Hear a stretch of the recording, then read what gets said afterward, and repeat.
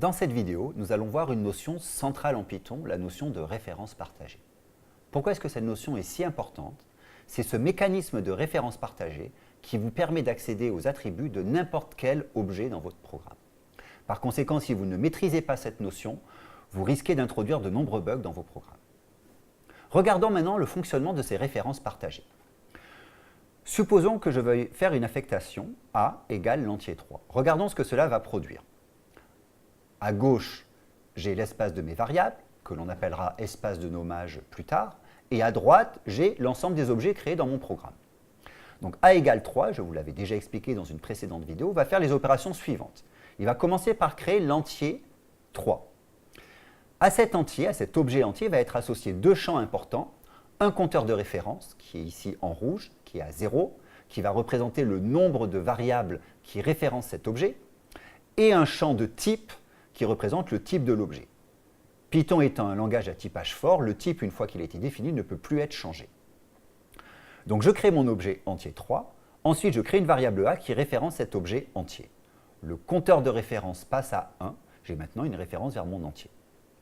Ensuite je fais A égale spam, je vais créer un objet spam de type chaîne de caractères, compteur de référence à 0, ensuite ma variable A ne référence plus l'entier 3, le compteur de référence de 3 passe à 0, et A maintenant référence la chaîne de caractères spam, le compteur de spam passe à 1. Lorsque le compteur de référence d'un objet passe à 0, le module garbage collector va prendre un accès sur cet objet et va libérer la mémoire occupée par cet objet lors d'un cycle de garbage collection. On ne gère pas nous-mêmes ces cycles de nettoyage de la mémoire, c'est le module GC, Garbage Collector, qui va gérer ça automatiquement pour nous. Donc en pratique, on n'a pas à se préoccuper de la création des zones mémoire et de la libération des zones mémoire. Python gère tout ça pour nous. Donc maintenant, regardons un autre cas. A égale 3, donc on l'a déjà vu, je crée mon objet entier 3, ma variable A qui référence mon entier. Compteur de référence passe à 1. Ensuite, je fais B égale A. Donc dans ce cas-là, je fais toujours la même chose, je crée l'objet qui est à droite, sauf que cette fois, c'est une variable qui est à droite. Donc en fait, je vais simplement réutiliser l'objet qui est déjà référencé par ma variable A. Ensuite, je crée une variable B dans l'espace des variables, et ma variable B va référencer mon entier 3. Le compteur de référence passe à 2, j'ai maintenant deux références vers mon objet entier. Si je fais A égale spam, je crée un nouvel objet spam, ma variable A va enlever sa référence vers l'entier 3 et je vais maintenant référencer l'objet spam. Donc nous voyons qu'à un moment de l'exécution de notre code, les variables A et B référençaient toutes les deux l'objet entier 3. C'est ce qu'on appelle une référence partagée. Une référence partagée est une référence qui est partagée par plusieurs variables.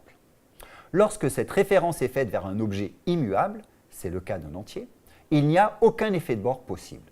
Par contre, si l'objet référencé est un objet mutable, il y a un risque d'effet de bord qu'il faut comprendre et être capable de maîtriser. C'est ce que nous allons voir dans la suite. Donc maintenant, mon objet, au lieu d'être un entier, est une liste. Donc je vais créer mon objet liste, donc je crée un objet liste, puis mon objet liste va lui-même référencer un entier 1 et un entier 2. Maintenant, je ne montre plus le compteur de référence et le type de l'objet, pour simplifier la notation, mais sachez que la référence faite par la liste vers l'entier 1 va augmenter le compteur de référence de mon entier 1. Donc le compteur de référence n'est pas seulement augmenté, incrémenté lorsqu'on référence par une variable, mais il est également incrémenté lorsqu'on le référence par un autre objet. Et maintenant, je crée ma variable A qui va référencer l'objet liste.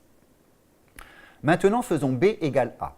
Donc on l'a déjà vu, je vais créer une référence partagée, je vais créer une variable B qui référence le même objet que mon objet référencé par A. Puis faisons A de 0 égale spam. Que va faire cette opération?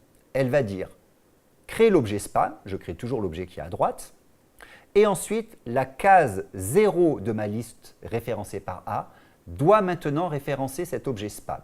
Je vais donc enlever la référence de ma liste vers l'entier 1 et je vais faire une référence de cette liste vers la chaîne de caractères spam. J'ai une référence partagée, A référence l'objet liste, B référence l'objet liste. L'objet liste est mutable, il a été modifié par A, B voit également cet objet modifié. C'est ce qu'on appelle un effet de bord. Donc on voit que A référence l'objet spam 2, B référence l'objet spam2. Donc cette notion d'effet de bord, c'est lorsque j'ai une référence partagée vers un objet mutable, que cet objet est modifié par une variable, l'autre variable va voir cet objet modifié. Maintenant, on peut se demander, mais comment se prémunir de cet effet de bord? C'est ce qu'on va voir maintenant. Je crée toujours ma liste 1, 2, donc j'avance rapidement parce que maintenant c'est une notion claire, et la variable A va maintenant référencer cet objet liste. Maintenant, au lieu de faire B égale A, je vais faire B égale un slice vide de A. Or, souvenez-vous, que fait un slice vide? Un slice vide fait ce qu'on appelle une copie. En fait, ça s'appelle une shallow copy ou une copie superficielle de ma liste. Ça veut donc dire, cette copie superficielle, que je vais créer un nouvel objet liste, mais que cet objet liste va référencer les mêmes objets que ceux référencés par ma liste originale. Donc ma liste va référencer le même 1 et le même 2. Maintenant, B va référencer ce nouvel objet liste, donc cette copie de la liste. Si maintenant je fais A de 0 égale spam, je crée toujours ma chaîne de caractères spam, mais A de 0, c'est la case de la liste initiale, la première case de la liste initiale. Je vais donc enlever la référence vers le 1 dans la liste initiale, et maintenant je vais référencer la chaîne de caractères spam. On voit donc maintenant que j'ai été capable de supprimer cet effet de bord en faisant une copie de la liste au moment du partage de référence. Donc on voit bien que A référence la liste spam2 et que B référence la liste 1, 2. Seulement, vous devez vous rendre compte que lorsque je fais cette shallow copy, je fais juste une copie superficielle, une copie de l'objet liste. Par contre, toutes les références sont partagées. Donc si ma liste référence un objet qui est lui-même mutable, dans ce cas-là, la shallow copy ne sera pas suffisante. Regardons un exemple. Je crée une liste qui référence un entier 1 et qui référence un objet liste qui lui-même référence un entier 2. Et maintenant A, ma variable A, va référencer ce nouvel objet liste. Maintenant, je crée une variable B qui référence une shallow copy de la liste. Ça veut dire quoi cette shallow copy? C'est la copie superficielle, donc je vais donc dupliquer la liste d'origine. Par contre, cette liste va référencer les mêmes objets que ceux référencés par A. Je vais référencer le même 1 et je vais référencer le même objet liste. Et maintenant, je crée ma variable B qui référence cet objet copié. Si je fais A de 1 de 0 égale spam, qu'est-ce que ça va faire? A de 1, c'est la deuxième case de ma liste. A de 1 de 0, c'est la première case de la liste qui est référencée par la deuxième case de A. C'est donc la liste que l'on a entre 1 et 2. Je vais donc supprimer, je vais créer mon objet spam et je vais supprimer la référence et maintenant référencer directement la chaîne de caractères spam. Or, comme cette liste entre l'entier 1 et 2 est référencée à la fois par A et par B, si je regarde quelle est la valeur de A, on voit que A contient une liste qui contient maintenant spam et que B contient également une liste qui contient spam. Donc, dans le cas d'un objet mutable qui référence des mutables, la shallow copy n'est pas suffisante. Alors, comment est-ce que je peux m'en sortir? En faisant ce qu'on appelle une deep copy, c'est-à-dire une copie profonde qui va copier de manière récursive tous les objets référencés. Regardons comment cela fonctionne. Donc, je recrée mon objet liste qui référence un entier 1, une liste qui référence 2 et ma variable référence cet objet liste. Et ensuite, je vais importer le module copy et faire un copy.deepcopy de A.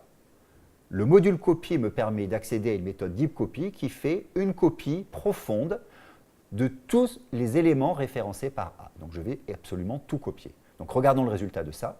Je crée un nouvel objet liste, mais je crée également un nouvel objet 1, un nouvel objet liste qui référence 2, et ma liste copiée va référencer ce nouvel objet liste.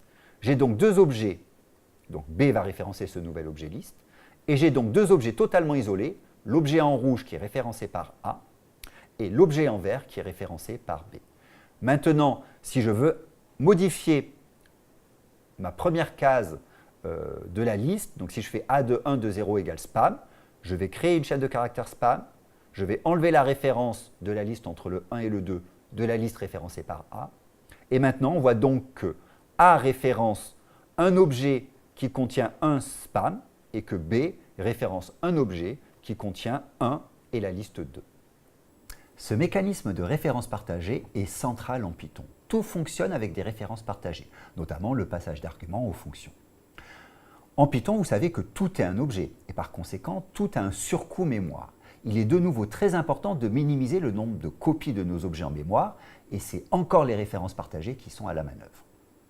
Certains objets sont immuables et Python va optimiser l'utilisation de ces objets immuables. Donc par exemple, les petits entiers, les petites chaînes de caractères ou certains types de tuples vont tous être des singletons. Ça veut dire que ce sont des objets qui ne vont exister qu'en un seul exemplaire en mémoire et on va utiliser uniquement des références partagées à chaque fois qu'on aura besoin d'accéder à ces objets.